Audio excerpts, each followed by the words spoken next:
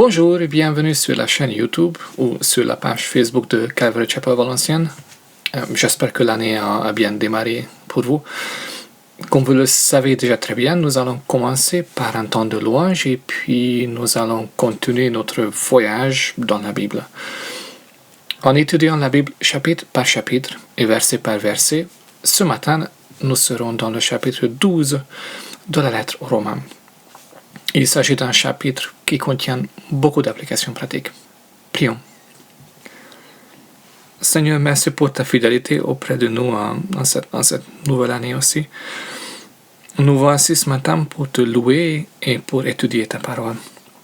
Le monde ne cesse de remplir nos têtes de millions de choses, mais nous réalisons que nous n'avons besoin que d'entendre ce que toi, tu veux dire, Seigneur. Apaise nos cœurs. Nous élevons nos yeux vers toi, Jésus.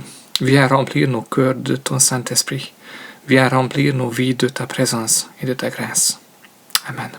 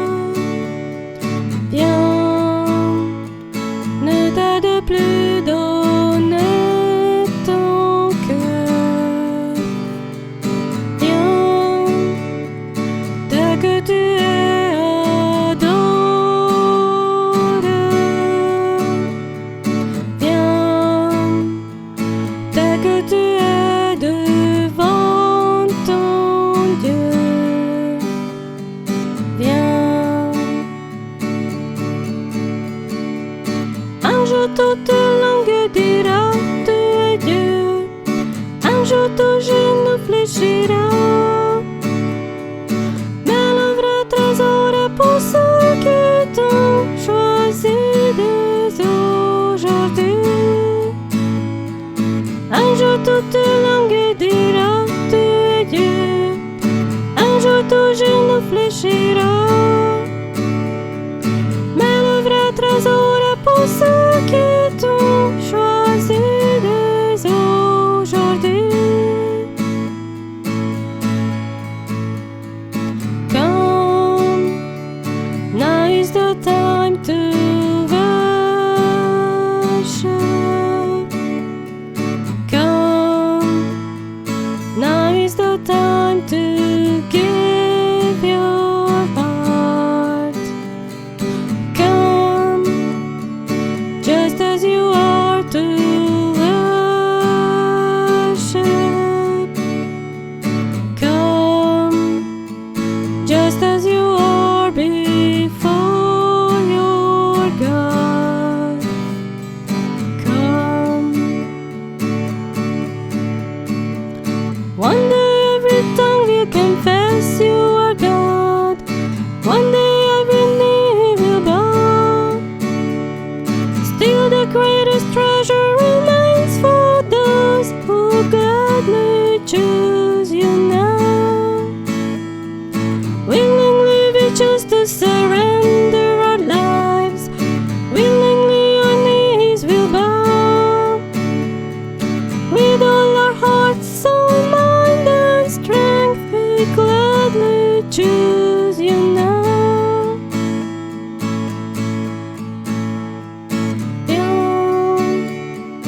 Ne tarde plus à adorer.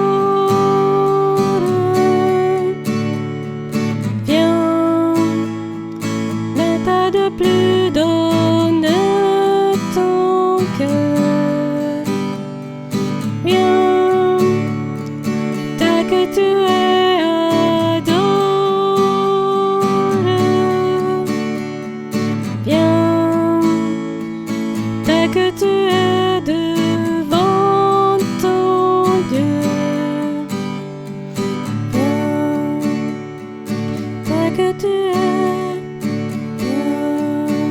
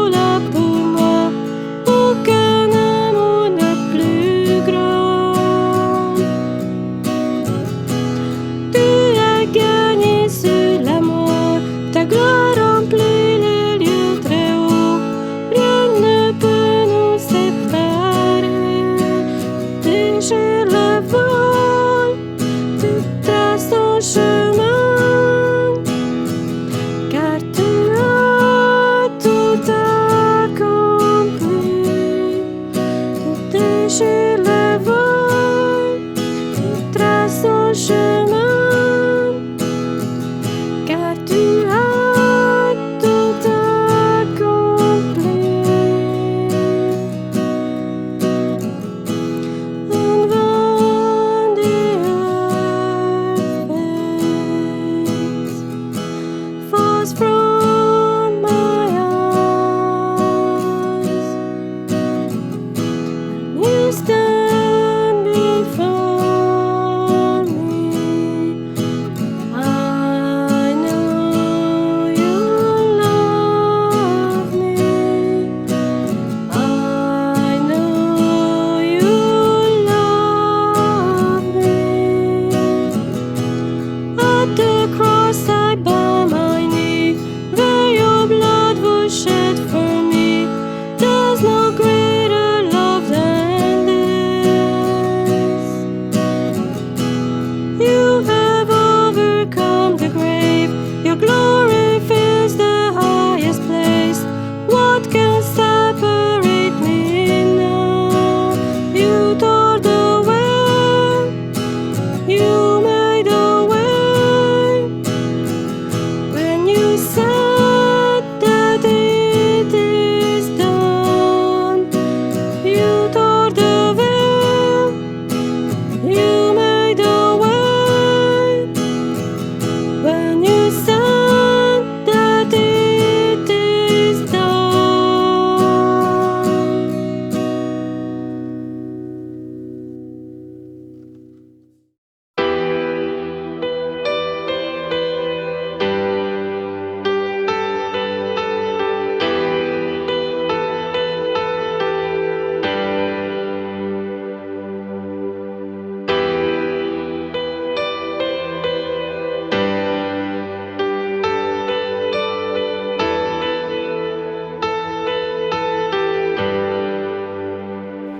J'étais brisé, vide et sans espoir.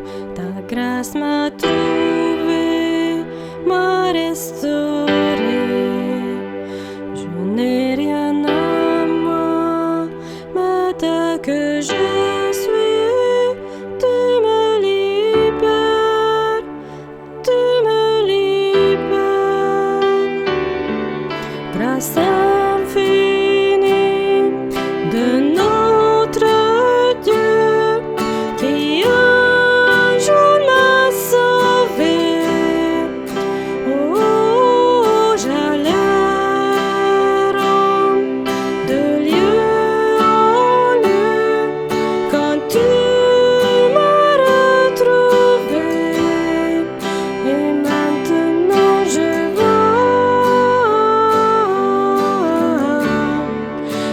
vois l'amour, la grâce dans tes yeux, donnant ta vie pour moi, me ramenant de la mort à la vie.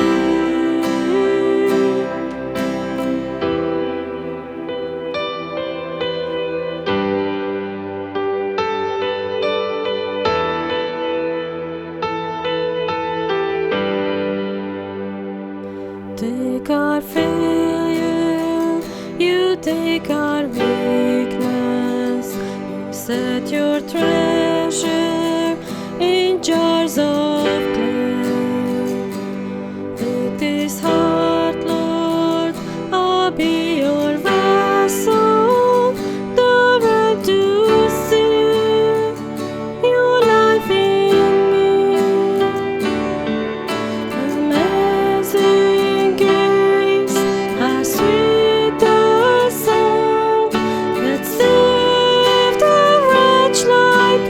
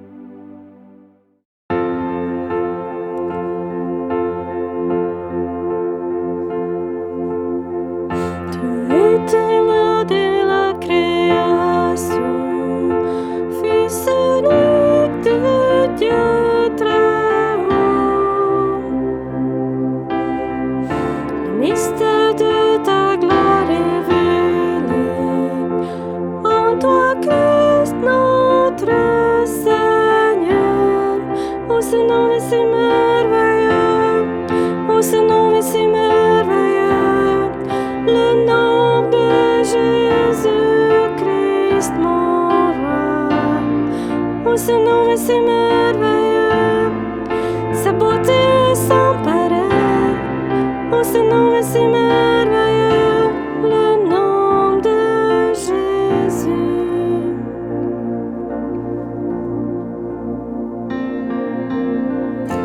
You didn't want heaven without us, so Jesus, you brought heaven down. My sin was great, your love was greater. What could separate us now? What a wonderful name it is. What a wonderful name it is. The name of Jesus Christ, my King. What a wonderful name it is. Nothing compares to this. What a wonderful name it is. The name of Jesus. What a wonderful name it is. The name of Jesus. Death could not hold you. The veil tore before you. You silenced the boast of sin and grave. The heavens are roaring, praise of your glory. For you are raised to life again. You have no rival, you have no equal. Now and forever, God, you reign. Yours is the kingdom, yours is the glory, yours is the name above all names. What a powerful name it is. What a powerful name it is. The name of Jesus Christ, my King. What a powerful name it is. Nothing compares to this. What a powerful name it is. The name of Jesus. La terre a tremblé, le voile se déchire, les âmes, la mort et le péché. Les cieux chantent ta gloire, l'écho de ta victoire, car tu es le roi ressuscité. Tu es sans rival, tu es sans égal, Dieu de triomphe à tout jamais. À toi seul le règne, à toi seul la gloire, que ton nom surpasse tout autre nom.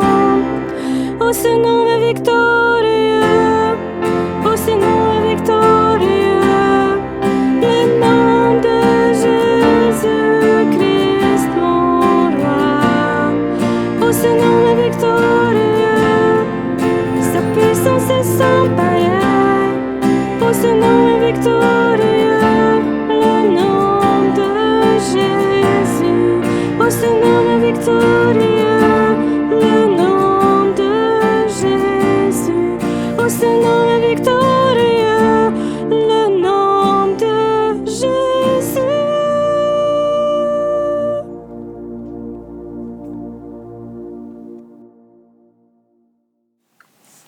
Seigneur, toutes nos louanges ne sont pas suffisantes pour exprimer ta gloire.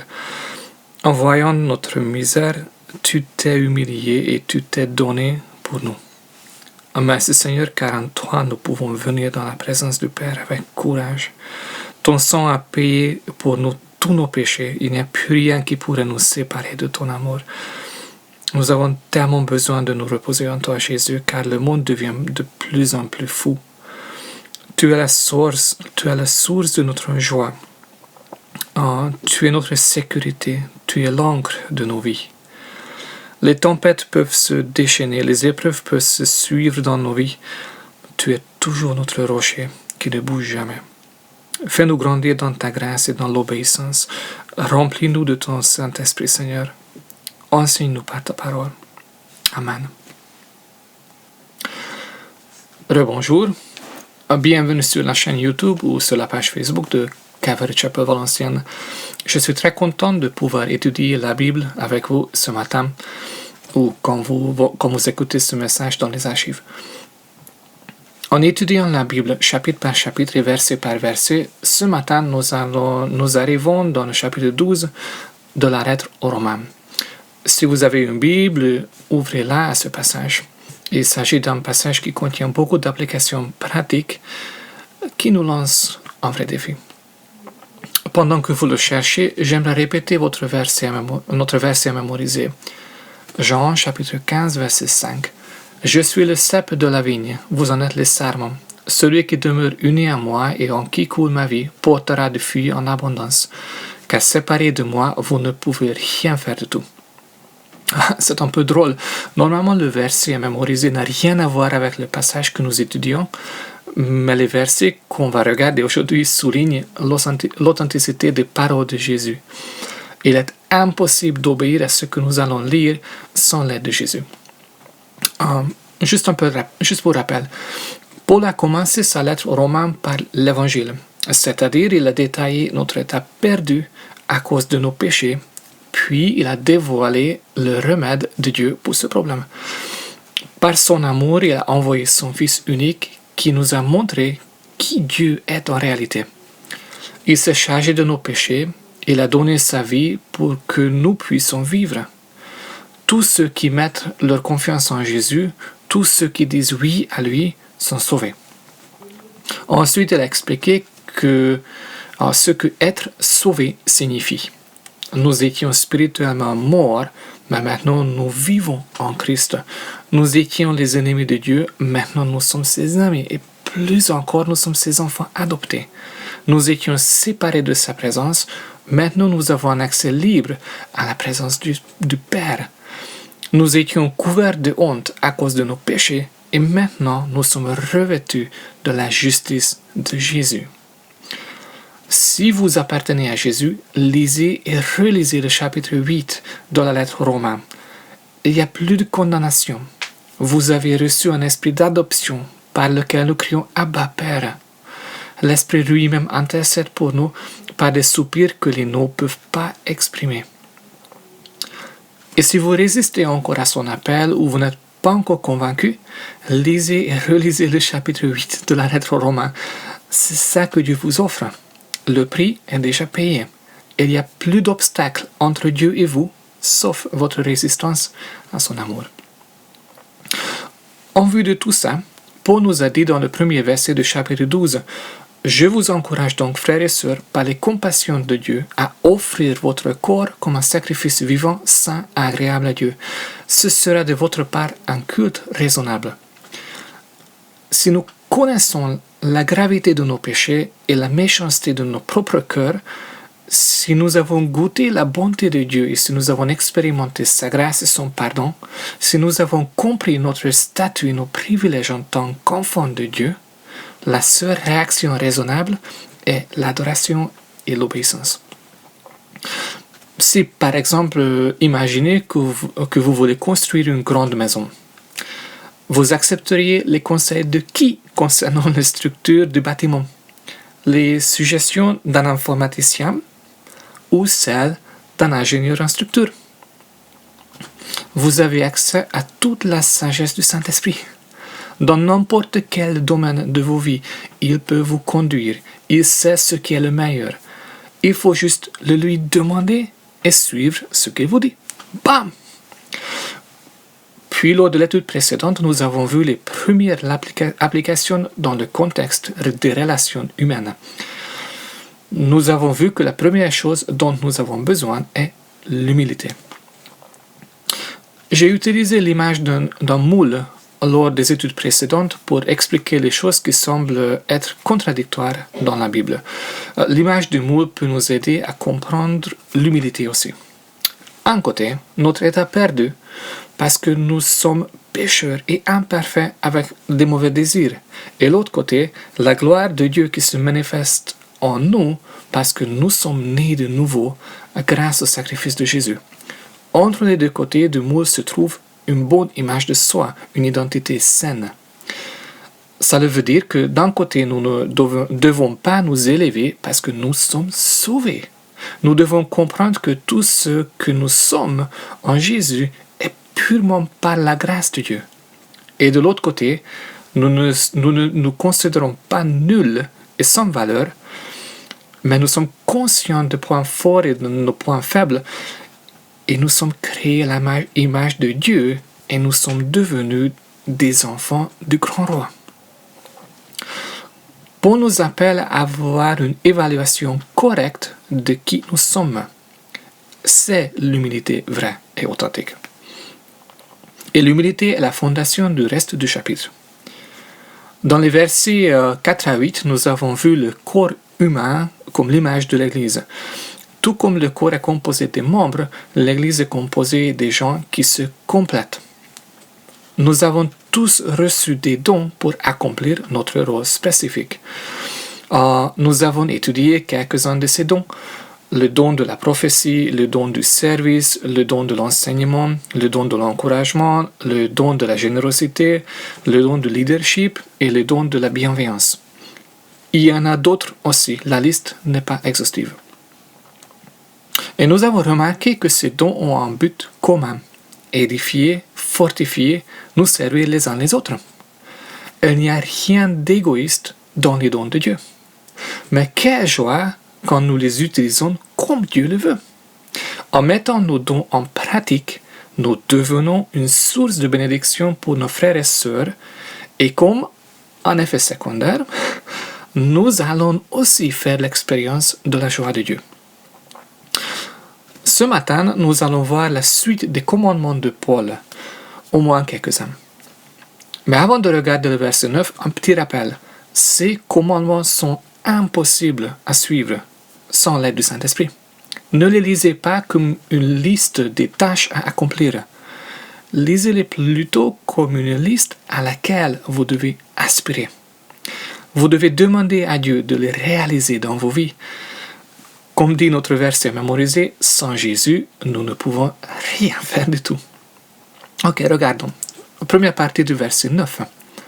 Que l'amour soit sans hypocrisie. Aïe. La barre est très très haute. Ok. Imagine la situation suivante. Tu as un ami chrétien qui vous fréquentez la même église. Il a emprunté ta voiture pour une semaine. Quand il a pris ta voiture, le réservoir d'essence était plein. Mais quand il l'a rendu, le réservoir était quasiment vide. Tu as remarqué des taches sur le siège qui n'étaient pas là avant, et il y a une odeur bizarre dans la voiture. Il t'a remercié, mais vraisemblablement, il n'a pas intention de te payer l'essence ou nettoyer l'intérieur de la voiture. Il n'est pas méchant, et ce n'était pas volontaire, c'est juste qu'il n'a pas fait attention. Vous arrivez à l'église le dimanche matin. Et pour cette illustration, imaginez que nous sommes hors Covid. Il te voit, il t'approche pour te saluer. Comment réagis-tu? Paul dit que l'amour soit sans hypocrisie. Mon illustration est peut-être bête, mais la vie va produire des situations beaucoup plus graves quand la réaction normale de notre nature humaine sera l'hypocrisie ou même carrément la haine ou l'amertume. Paul dit, l'Église doit être un endroit où tu ne dois pas te préoccuper de ce que les autres pensent de toi et ce qu'ils disent dans ton dos, car ce qu'ils disent et ce qu'ils pensent est la même chose. Et les autres ne devraient pas se soucier de ce que toi, tu dis dans leur dos. Et Paul va encore plus loin. Il ne parle pas de l'honnêteté honorable seulement, mais il parle de l'honnêteté dans l'amour. L'Église doit être un lieu où l'amour sincère lie les gens ensemble. Jésus a dit en Jean chapitre 13, « C'est à cela que tous reconnaîtront que vous êtes mes disciples, si vous avez de l'amour les uns pour les autres. » Est-ce qu'il faut tout accepter et se laisser traiter comme un idiot? Pas forcément. Ça dépend. Regardons ce que la Bible dit à ce sujet. Dans l'église de Corinthe, il y avait beaucoup de problèmes et même des litiges entre les membres. Ils sont allés jusqu'à se poursuivre en justice devant les tribunaux païens. Paul le leur a reproché et leur a donné le conseil suivant dans 1 Corinthiens chapitre 6. Lorsqu'un d'entre vous a un litige avec un autre, comment ose-t-il demander justice devant les injustes, c'est-à-dire les non-croyants, et non devant les saints, c'est-à-dire les membres de l'Église? Ne savez-vous pas que les saints jugeront le monde? Et si c'est par vous que le monde doit être jugé, êtes-vous incapable de rendre des jugements de faible importance? Ne savez-vous pas que nous jugerons les anges? Combien plus les affaires de la vie courante? Or, si vous avez des litiges concernant les affaires de la vie courante, vous prenez pour juge des gens dont l'Église ne fait aucun cas. Je le dis à votre honte. Ainsi, il n'y a pas parmi vous un seul homme sage qui puisse juger entre ses frères et sœurs. Au contraire, un frère est en procès contre un frère, et cela devant des incroyants. C'est déjà pour vous un échec complet que d'avoir des procès les uns avec les autres. Pourquoi ne supportez-vous pas plutôt une injustice? Pourquoi ne vous laissez pas vous plutôt dépouiller? Mais c'est vous, au contraire, qui commettez l'injustice et qui dépouillez les autres. Et c'est envers des frères et des sœurs que vous agissez ainsi. En résumé, Dieu nous appelle à aimer les uns les autres sans hypocrisie. S'il y a des désaccords, il y en a et il y en aura, Dieu nous appelle à les régler dans l'amour. Si vous estimez que c'est nécessaire d'en parler, allez directement voir la personne concernée. Si vous arrivez à régler le problème, vous êtes réconcilié, gloire à Dieu. Et si elle refuse de vous écouter, cherchez quelqu'un d'autre dans l'église, une personne de confiance, demandez son conseil et allez peut-être ensemble discuter avec cette personne. Mais faites attention à ce que votre motivation soit toujours la réconciliation et la paix. La personne en face a peut-être tort, mais elle est votre frère ou sœur en Christ pour qui Jésus est mort. Ok, regardons la deuxième partie du verset.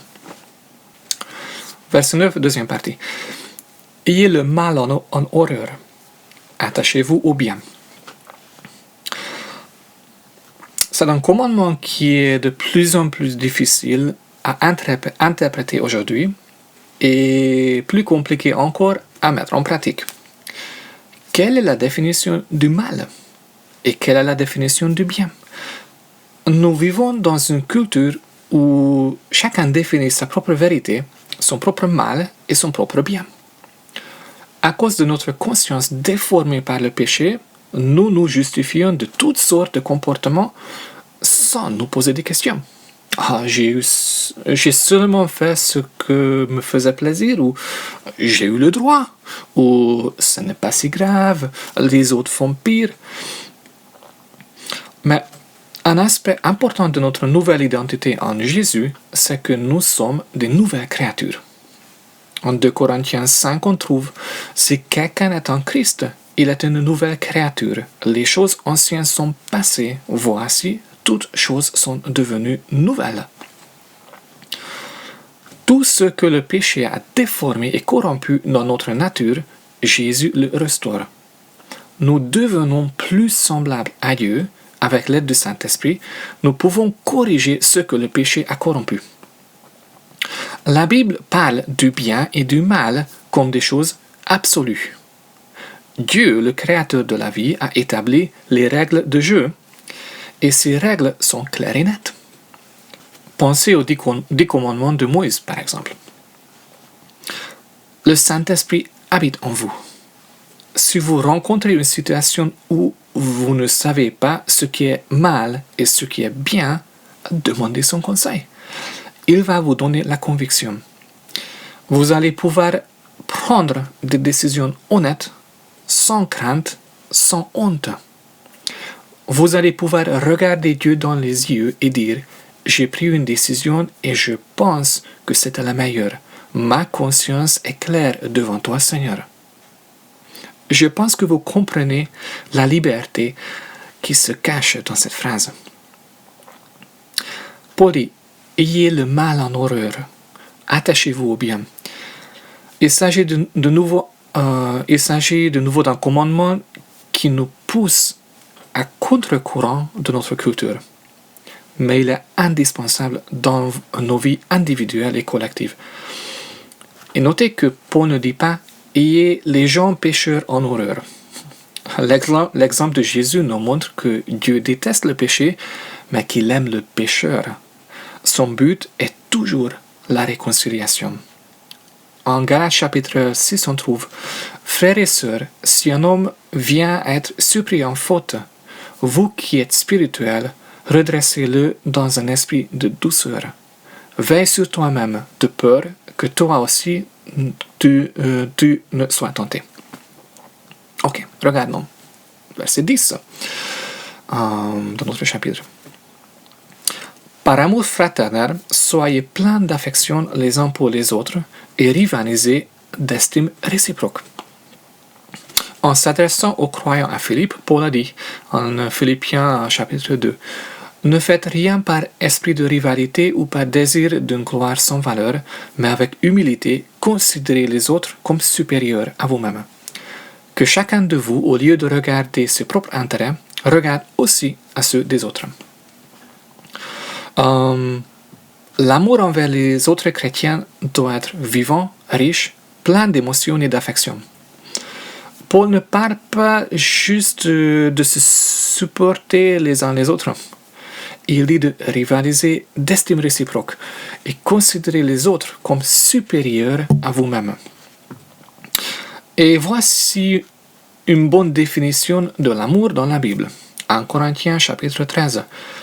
L'amour est patient, il est plein de bonté. L'amour n'est pas envieux, l'amour ne se vante pas, il ne s'enfle pas d'orgueil. Il ne fait rien de malhonnête, il ne cherche pas son intérêt, il ne s'irrite pas, il ne soupçonne pas le mal, il ne se réjouit pas de l'injustice, mais il se réjouit de la vérité.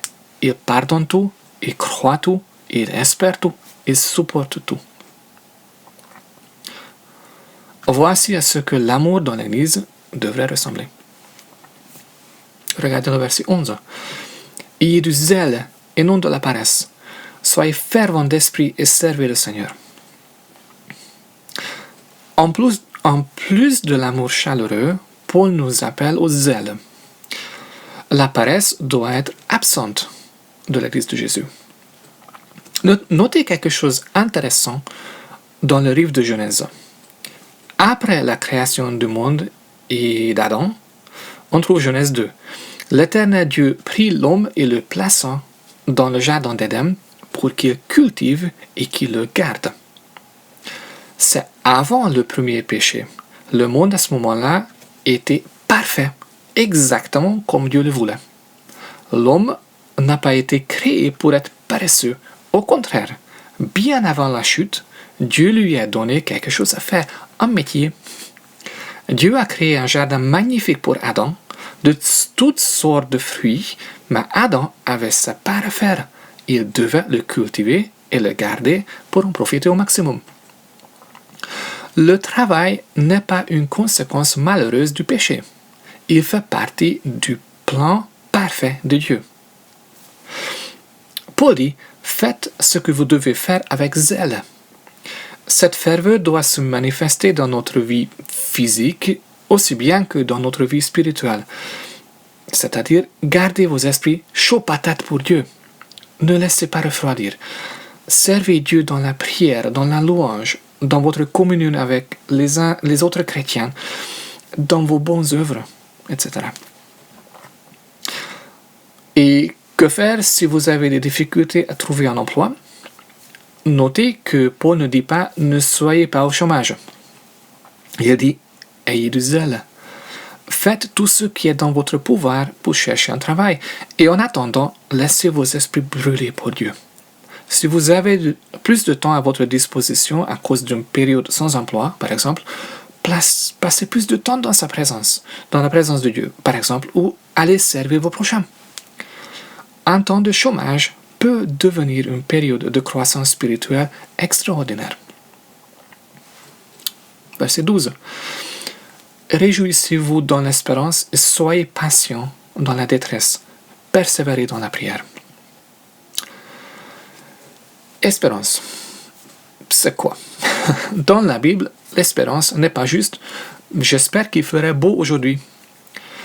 La signification de ce mot ressemble au mot « assurance ».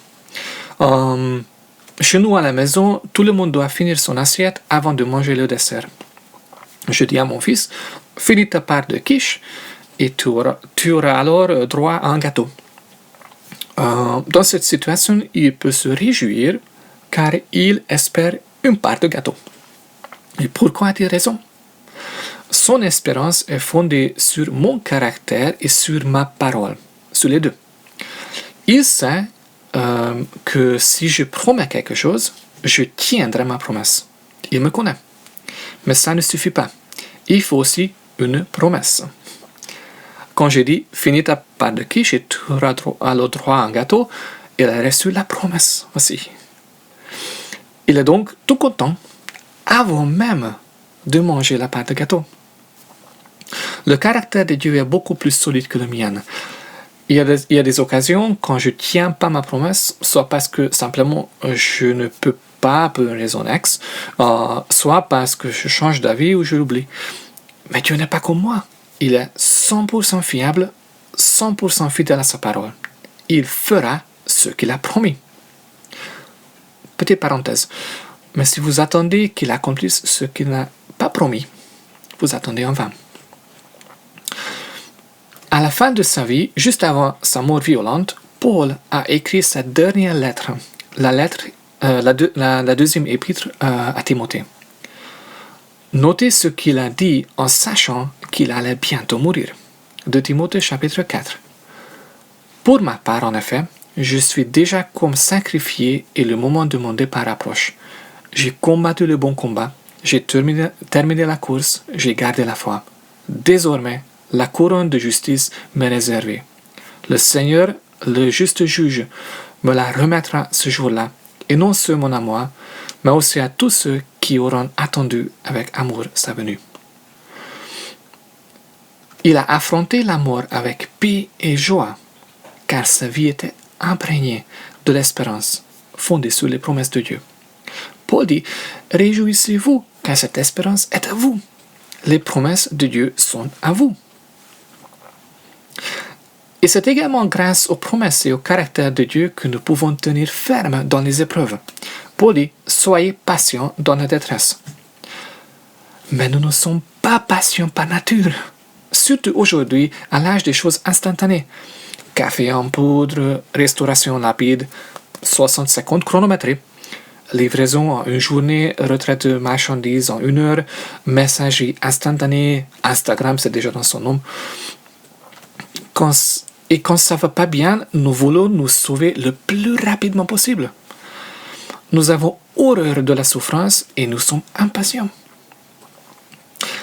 Mais c'est par la patience que notre caractère est forgé. C'est par l'épreuve que nous devenons plus matures, plus semblables à Jésus. Dans le chapitre 5 de la lettre Romains, Paul nous a expliqué l'échelle que nous devons escalader pour grandir dans notre espérance. Romains chapitre 5. Mais en plus, dès maintenant, nous pouvons être remplis de joie au milieu des épreuves et des souffrances. Oui, malgré nos difficultés et nos détresses, nous triomphons car nous savons qu'elles contribuent à notre bien. L'épreuve nous apprend à être patients, à porter nos fardeaux sans rechigner. La patience nous affermit et développe notre force de caractère et nous aide à faire toujours davantage confiance à Dieu. Lorsque nous avons traversé victorieusement l'épreuve, notre foi et notre espérance acquièrent force et constance. Or, cette espérance ne risque pas d'être déçue, car Dieu nous aime et nous a donné son Saint-Esprit qu'il a rempli nos cœurs de son amour. Puis Paul ajoute, persévérer dans la prière. Profitez pleinement de votre relation avec Dieu et ouvrez vos cœurs à lui. Déposez simplement tout devant lui, demandez son intervention en votre faveur, laissez grandir votre connaissance de son caractère en passant du temps dans sa présence.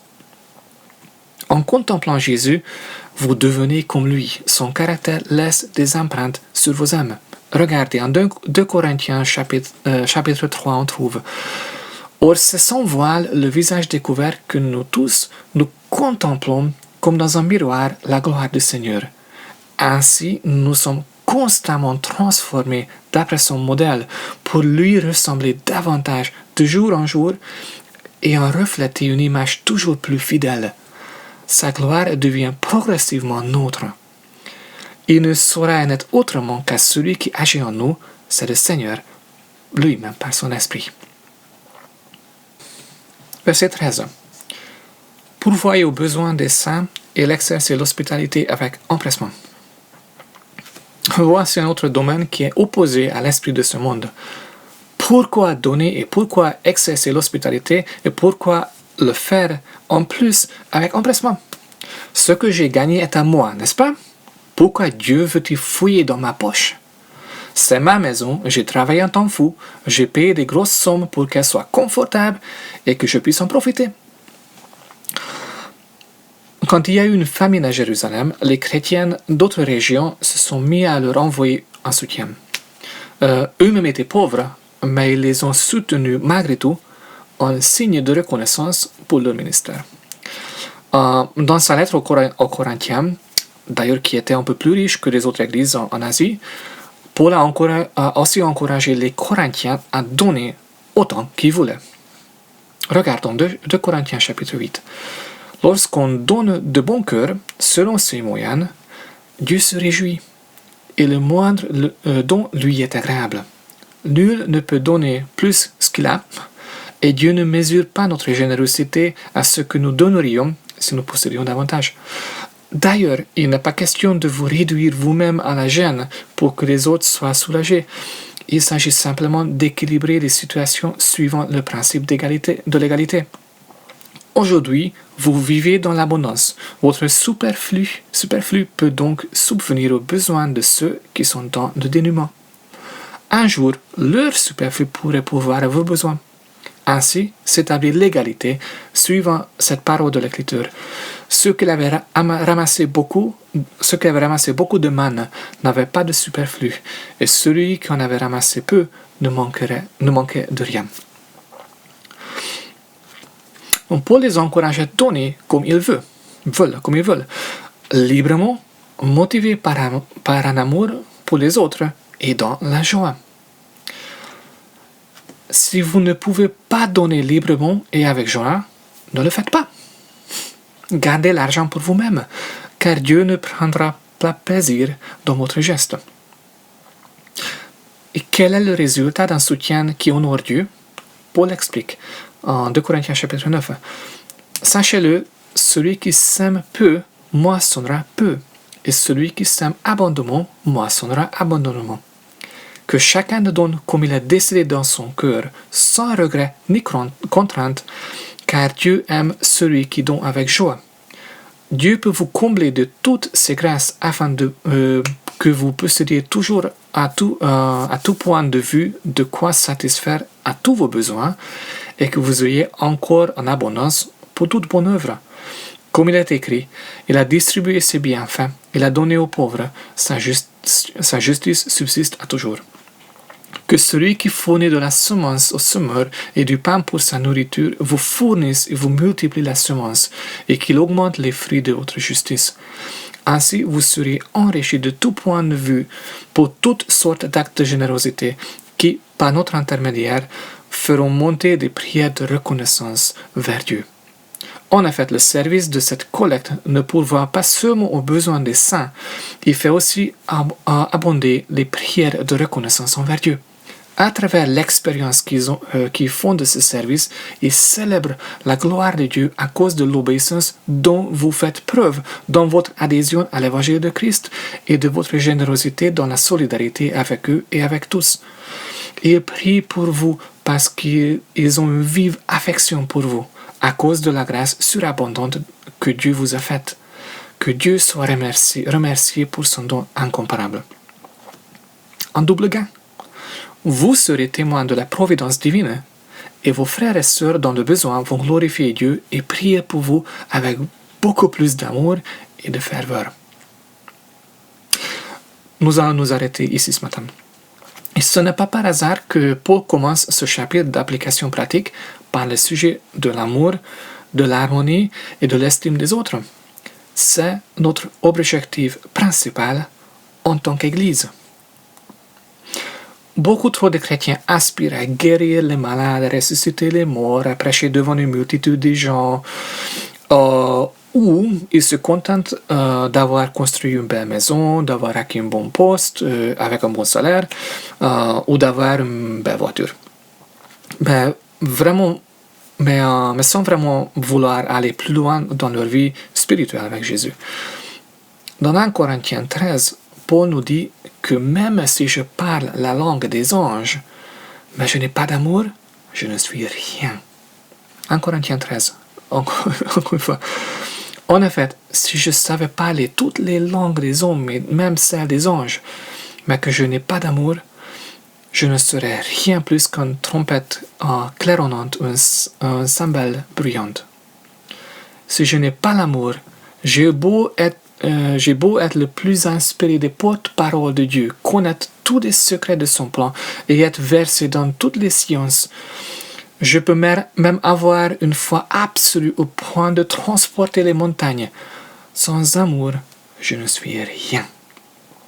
Quand je me dépouillerai de tous mes biens pour la nourriture des affamés, quand je distribuerai en aumône tout ce que je possède, quand même je me ferai brûler pour mes convictions, si je n'ai pas d'amour, ça ne me sert de rien.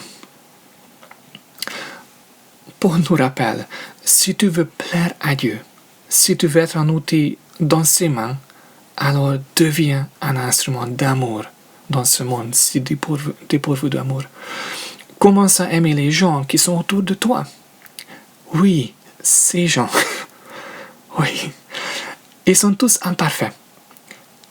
Et tes frères et sœurs en Christ. Oui, c'est difficile.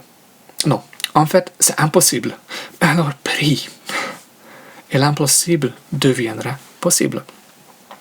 Paul dit également, choisissez bien vos objectifs, car celui qui laisse Dieu transformer sa vie, celui qui choisit d'être un instrument d'amour, qui suit Jésus comme son maître et Seigneur, c'est lui qui va expérimenter une vie pleine de joie et qui restera derrière lui un héritage éternel.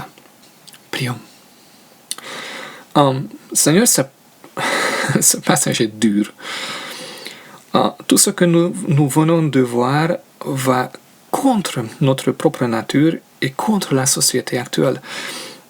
Nous réalisons que c'est par ta sagesse que Paul nous commande ces choses et que par obéissance à ce passage, nous vivrons et nous prospérerons. Mais nous sommes si faibles, Seigneur. Nous ne pourrions pas obéir à un seul verset par notre propre effort. Donc nous crions à toi. Nous aspirons être des instruments d'amour et de justice dans ce monde et nous voulons être la communauté dont Paul nous a parlé. Nous voulons être un groupe de chrétiens où ton amour règne et nous voulons être des témoins fidèles dans le monde, même si le monde n'y comprendra rien. Nous crions à toi pour ton Saint-Esprit, Seigneur. Nous prions pour un changement. Nous ne voulons pas rester comme nous sommes. Nous désirons être plus comme Jésus. Accomplis ton œuvre dans nos vies et à travers cette communauté. Glorifie ton nom sur la terre. Que le nom de Jésus soit honoré dans le Nord-Pas-de-Calais, à Valenciennes, à Maubeuge, en France, Seigneur. Que beaucoup de vies soient transformées par ton amour. Que beaucoup de péchés soient pardonnés et que des familles brisées soient restaurées.